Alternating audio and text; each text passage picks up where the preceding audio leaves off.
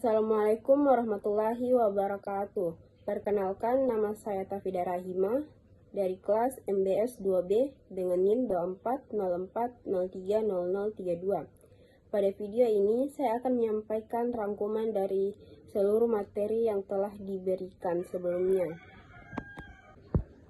Pada materi pertama yaitu mengenai pengenalan bisnis.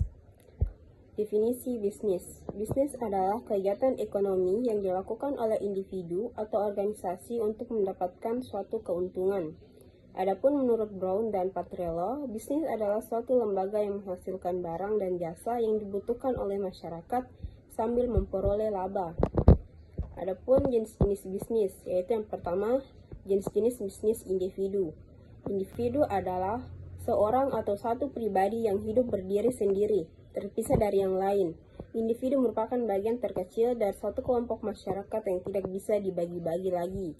Jenis-jenis bisnis individu atau usaha perseorangan meliputi usaha dagang dan jasa. Contohnya usaha foto, jasa desain grafis, dan usaha pertanian. Usaha dagang tokong kelontong, pengecir barang-barang di warung, tukang bakso keliling, dan pedagang asongan. Yang kedua yaitu jenis-jenis bisnis partnership. Partnership merupakan salah satu bentuk kerjasama antara dua atau lebih pihak yang bekerja sama untuk mencapai tujuan bersama.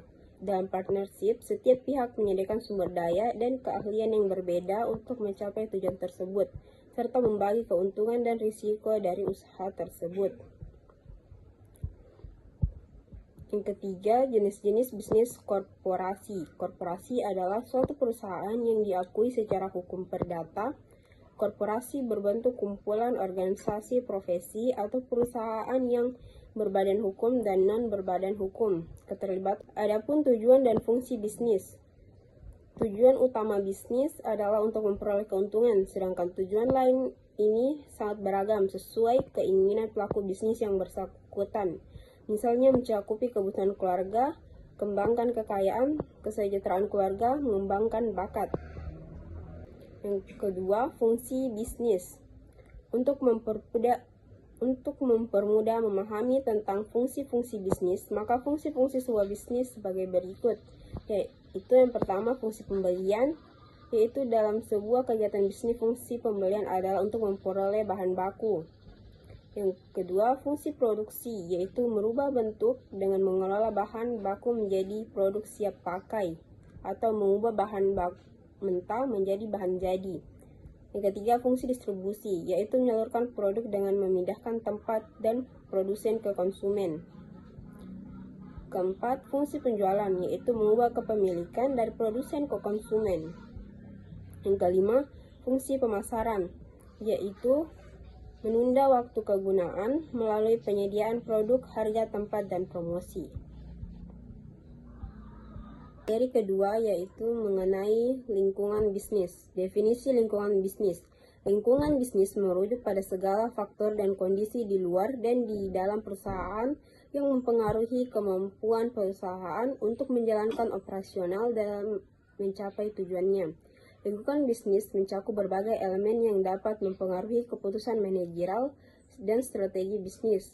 Faktor-faktor tersebut bisa bersifat eksternal dari luar perusahaan atau internal dari dalam perusahaan, dan dapat berupa aspek ekonomi, sosial, politik, budaya, hukum, dan teknologi.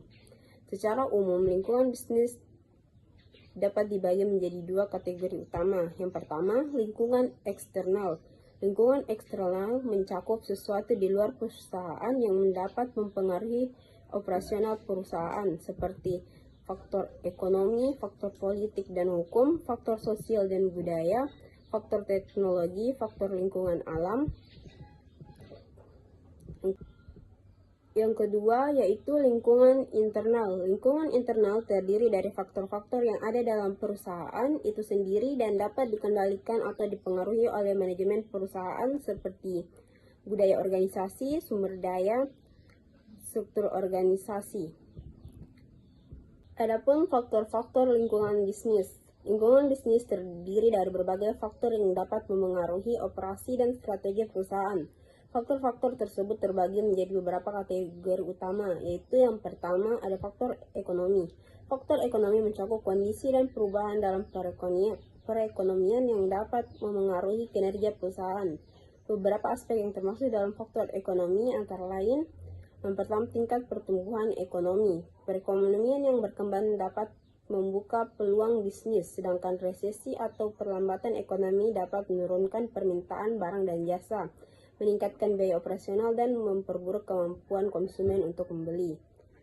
Yang kedua ada inflasi. Inflasi yang tinggi dapat meningkatkan biaya produksi dan harga barang sehingga dapat mengurangi daya beli konsumen.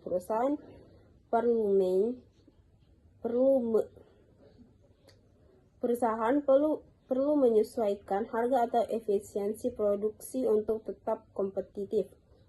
Yang ketiga, suku bunga. Suku bunga yang tinggi dapat meningkatkan biaya pinjaman dan mengurangi investasi perusahaan, sementara suku bunga rendah dapat mempermudah perusahaan untuk mendapatkan modal.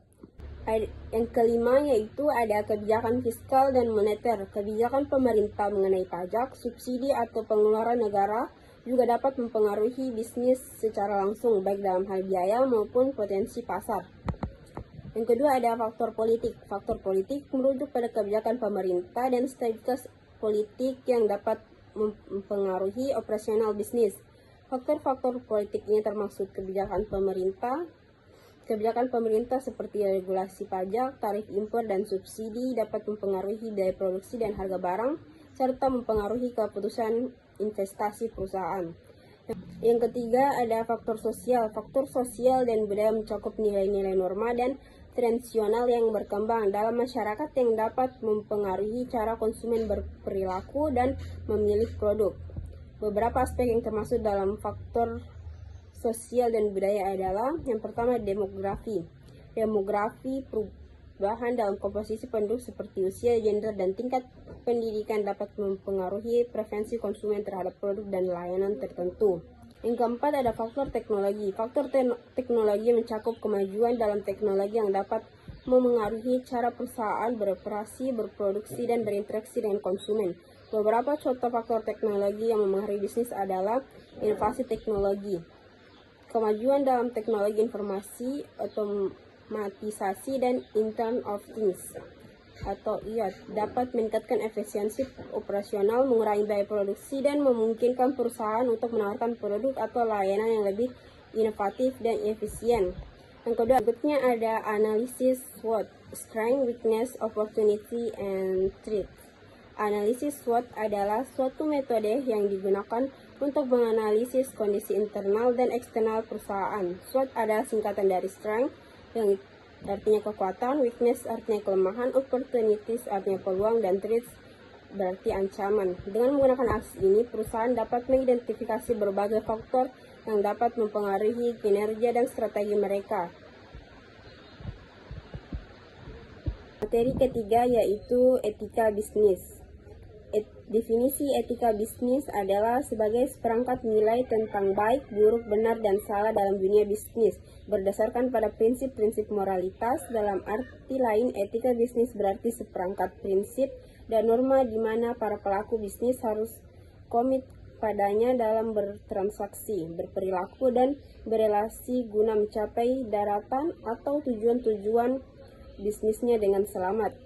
Adapun penerapan etika bisnis dapat dilakukan pada tingkatan yang pertama, individual pegawai, kedua organisasi, ketiga masyarakat.